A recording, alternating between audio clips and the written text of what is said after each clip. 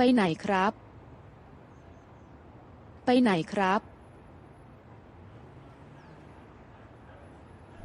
ไปโรงแรมสุขุมวิทครับไปโรงแรมสุขุมวิทครับเพิ่งมาจากต่างประเทศหรือครับเพิ่งมาจากต่างประเทศหรือครับผมเพิ่งมาจากประเทศอังกฤษครับ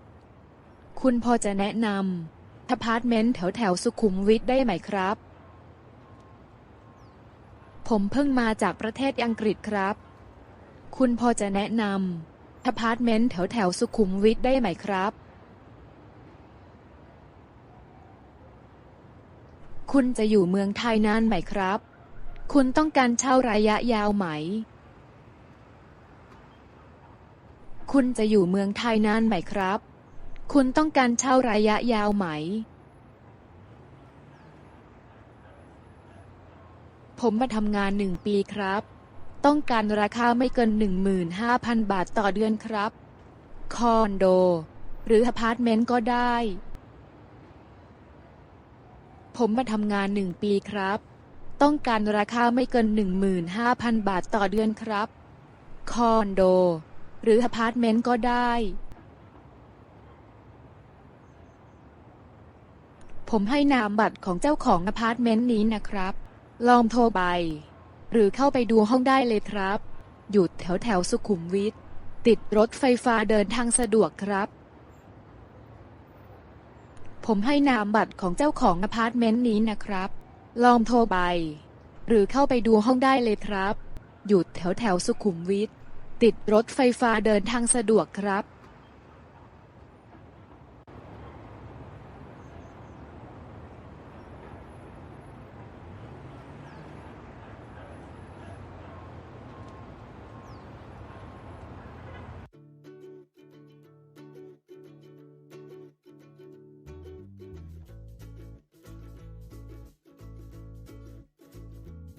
สวัสดีค่ะยินดีต้อนรับมีอะไรให้ช่วยไหมคะ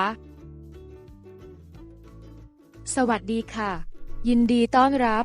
มีอะไรให้ช่วยไหมคะผมจองห้องไว้1 อาทิตย์ครับนี่พาสปอร์ตและนามบัตรของผมจองห้องไว้1 อาทิตย์ครับนี่พาสปอร์ตและนามบัตรของผม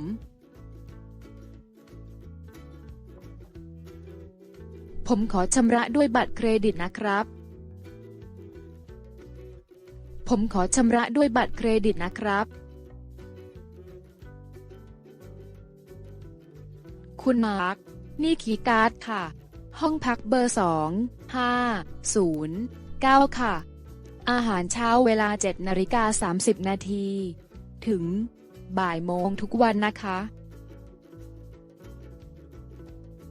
คุณมาร์คนี่คีย์การ์ดค่ะห้องพักเบอร์2509ค่ะอาหารเช้าเวลา7:30 น.ถึงบ่ายโมงทุกวันนะคะ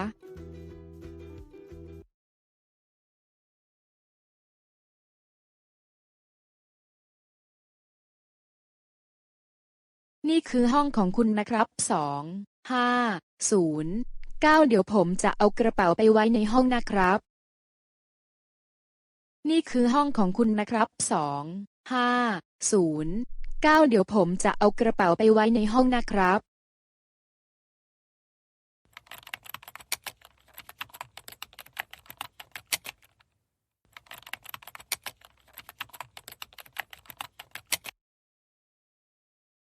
ค้นหาจากทางอินเทอร์เน็ต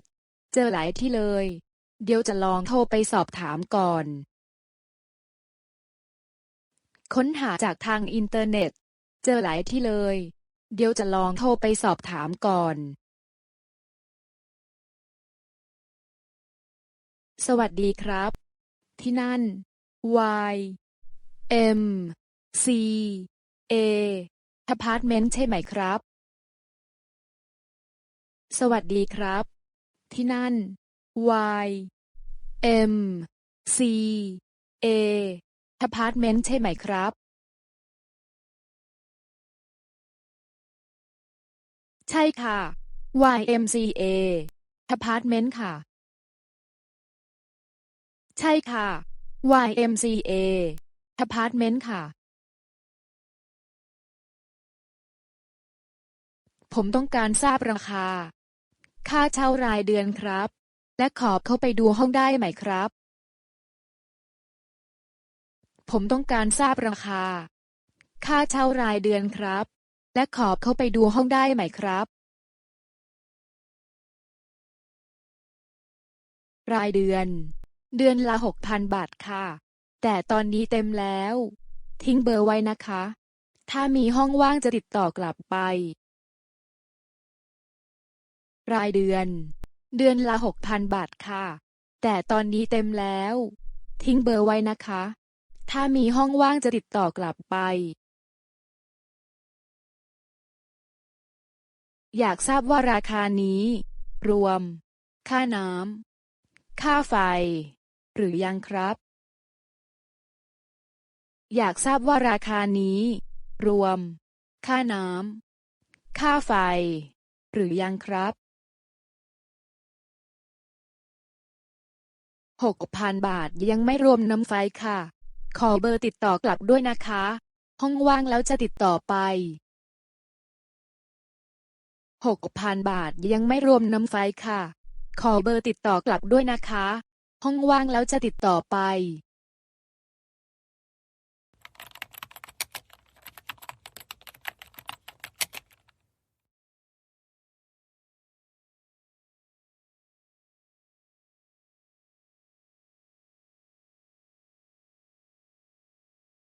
ขอโทษครับ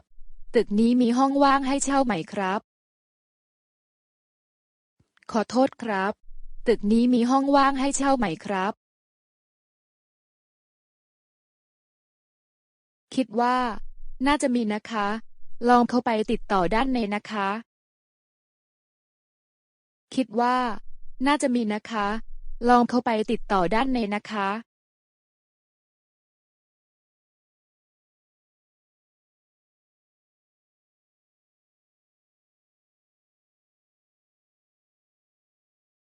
ตอนนี้คอนโดของเราเหลือห้องว่างห้องเดียวค่ะราคา 15,000 บาท